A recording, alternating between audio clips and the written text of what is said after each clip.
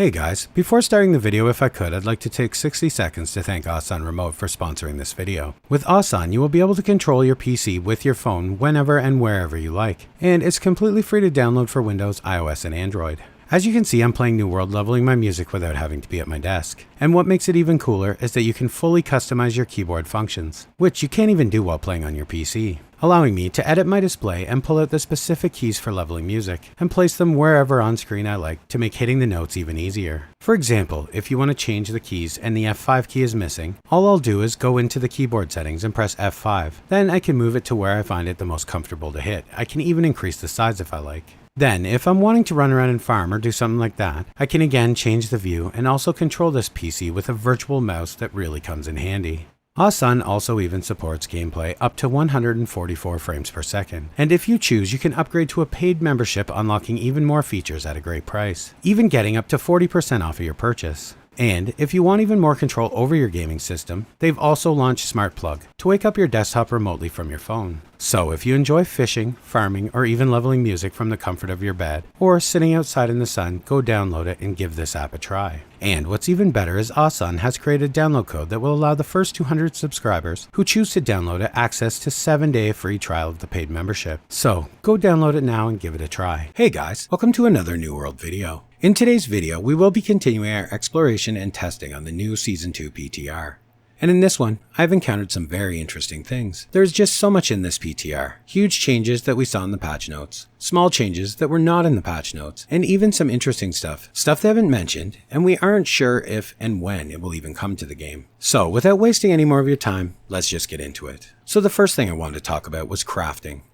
Crafting in New World has always been a difficult thing to fully enjoy. It takes a decent amount of effort to max level it, although not as high as before, but still, it isn't easy either. Then, once you do manage to max it, it's virtually useless really, until you master it, by gathering trophies, associated armor sets, food, and all that other stuff. So even after that huge initial investment to level it, you really aren't rewarded with anything, at least not until you put in the coin and time to get all the stuff that you'll need. Well, on the PTR, they have begun taking steps to address this, and although it's not perfect yet, it's also quite interesting. This is of course in the form of artisan items. Artisan items are named items that you can make when you max level any crafting ability. There are various ones for all the crafting skills: engineering, weaponsmithing, armoring, arcana, jewel crafting, and even cooking. This will allow crafters with none of the associated stuff like the armor, the trophies, or any of that kind of stuff to self-craft epic quality gear score 600 items. Now, I know many of us are old jaded veteran players, and we will not see why this is good or even useful, but put yourself in the position of a completely fresh new player. This will allow them for very cheap to craft a guaranteed 600 gear score epic bag with lasting consumption, 600 gear score named jewelry, 600 gear score named weapons, even 600 gear score tools. And the tools actually have excellent perks.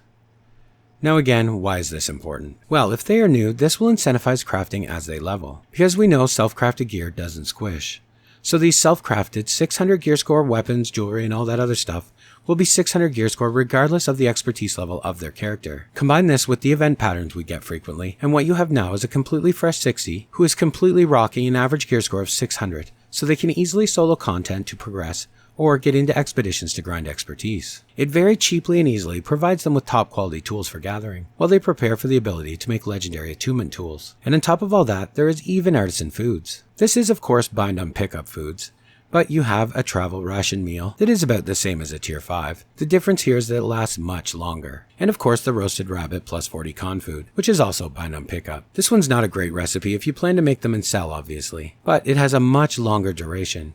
So if you make them for yourself to use, this will be by far the better option. Now I know this isn't perfect, and having 600 artisan items purple will bother some people, but keep in mind it's meant to be a middle ground, a starting point, and further, they don't want it to ruin the current crafting market.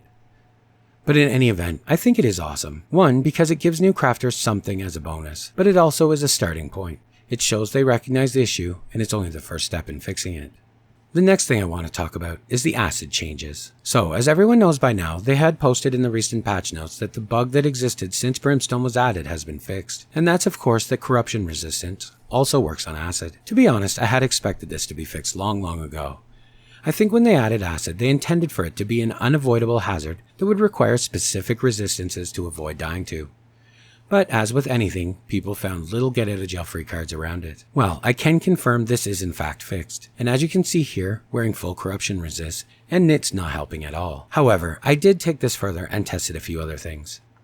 Incense, for example, this still works and provides 50 acid resistance, so you'll want to be carrying some incense. Full padding in your gem slots provides 60 resistance as intended for a total of 110. And of course, the incense does stack with this gear. I wanted to test everything to be thorough. And another change that you should be aware of is that Purifying Toast perk on your earring, that's been fixed also and will no longer purify acid burn, so no more get out of jail free card there.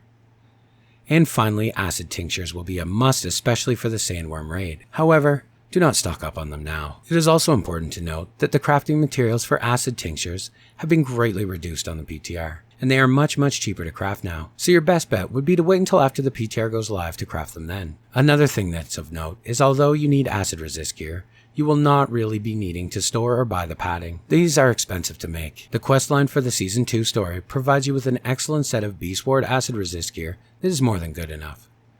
So no point wasting the materials or the coin on padding, unless you have a really godly piece that you want to use it on. The next thing I tested was the new PvP arena, and I can't say how much I love this thing. It's just on another whole level from what we currently have. It's not only very nice looking, but it also adds a very cool element of strategy, escapes and attacks. It's just so much more fun. And finally, speaking of the PvP arena, there have been some nice changes to how fast you will be able to level your expertise now. First of all, across the board gypsum orbs have had the amount of expertise provided per bump slightly increased. It isn't a whole lot, 1 or 2 per bump, but it definitely adds up quickly. There are also some other changes. You will now receive 2 green gypsum per day instead of 1, so you can level your aptitude twice a day for 2 gypsum. You will now get 10 purple over the previous 7 we have now for doing portals. And you now also receive crates from the PvP arena. These crates, just like the OPR crates, will provide you with expertise bumps. And of course, on top of the crates, you still receive your gypsum from the PvP arena. So overall, very small steps, but steps. And anything that makes expertise grind lower is a good thing. And our final thing I want to talk about, and this one I haven't quite figured out entirely just yet. So I want to start off by saying, some of this is speculation, some of it may be just broken, or who knows, maybe it's a work in progress and it won't even hit live for a long time. But in any event, it is interesting and it will need more testing. So what led me down this path was this discovery. They had removed the orbs from the stone cutting table on the PTR for opening the PvE arenas. So I thought, that's weird, what did they do, take out these keys now too? So I quickly traveled over here to the Sirens Arena, and no, it still requires one. So my question is this just a bug or is it broken? Or are they going in the future to intend us to farm these from the drops from elites? But then I talked to a buddy and he showed me a bit more he found in the data.